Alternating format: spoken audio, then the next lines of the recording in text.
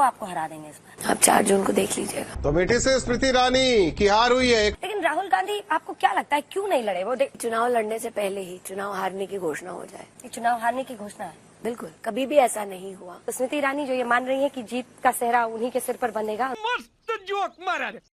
चलो भाई। दोस्तों, जिसकी राजनीति राहुल गांधी के मजाक बनाने के सहारे चलती थी, उस स्मृति ईरानी का अमेठी की जनता ने मजाक बना दिया। पूरा देश इसके हारने पर खुश तो है ही, गोदी एंकर भी खूब मजे ले रहे हैं। तो आप भी ये पूरी वीडियो देखिए और मजे लीजिए। अगर स्मृति ईरानी दोबारा अमेठी पे जीत हासिल करती हैं, एक्चुअली आपने कहा अगर मैं जीत रही हूँ तो अगर जीत नहीं रही होती तो यहाँ पर गांधी परिवार का कोई सदस्य लड़ रहा होता। तो गांधी परिवार ने आज यहाँ पर स्वयं नामांकन ना करके भाजपा की जीत की घोषणा कर दी है। लेकिन राहुल गांधी आपको क्या लगता है क्यों नहीं लड़े? आज उनका अमेठी छोड़ देना इस बात का संकेत है कि उन्होंने स्वयं स्वीकार कर लिया है कि अमेठी से जीतना नामुमकिन है। लेकिन के.एल. शर्मा वो कह रहे हैं कि वो एक बड़े कंटेस्टेंट रहेंगे और वो आपको हरा देंगे।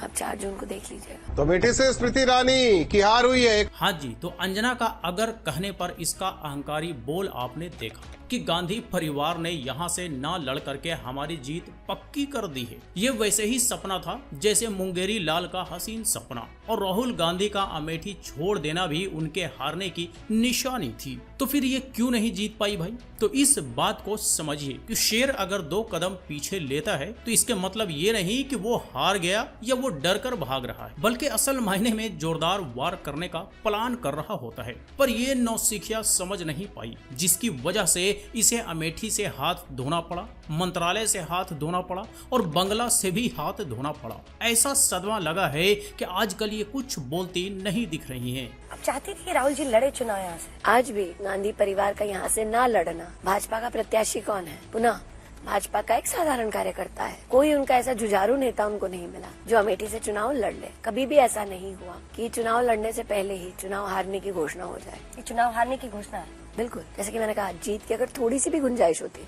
तो ये सीट नहीं छोड़ता। रायबरेली क्या उनके लिए सेफर सीट है? मैं वापस मुझे नहीं लगता, मैं इसलिए कह रही हूँ 3 साल में रायबरेली कभी नहीं वो हारे हैं। मैं पुनः कहती हूँ, असंभव को अमेठी ने ही संभव करके दिखाया है। पर आप चाहती थी कि ऐसा कोई प्रतिद्वंदी मिले, ज्यादा मजा आता? के.एल. शर्मा ने कहा चाहते कि कांग्रेस हारे, और आज कांग्रेस ने खुद ही हार का बिगुल बजा दिया। मस्त जोक मारा। तो जी, कांग्रेस को कोई ऐसा जुझारू नेता नहीं मिला जो अमेठी से चुनाव लड़ ले, लेकिन वो हो गया जिसके बारे में इसने कभी सपनों में भी नहीं सोचा था। कांग्रेस के एक मामूली से कार्यकर्ता ने इसे लाखों वोटों से बुरी तरह से हरा दिया, जिसके बाद कुछ गोदी एंकरों में खुशी की लहर देखने को मिली। कुछ लोगों ने तो कई दिनों तक ब्लैक एंड व्हाइट किया और खूब मजे लिया, और इसने बहुत खूब कहा कि ये चुनाव हारने की घोषणा है। बस इसका इशारा अपने अलावा गलत जगह पर था, और बिल्कुल असंभव को अमेठी ने ही संभव कर दिखाया है। ऐसा संभव किया है कि अपने बड़बोलेपन की वजह से कहीं मुंह दिखाने लायक नहीं रही। वो कह रहे फर्स्ट और सेकंड फेज में वोटर में उदासीनता है, वो कोई लहर नहीं है। मैं बताऊं, ये सबका फोकस 400 पे है। क्यों? क्योंकि नरेंद्र मोदी ने वो लकीर खींची है। मजा आया, और मैं ये जो मजा है हिंदुस्तान के हर व्यक्ति को देना चाहता हूं।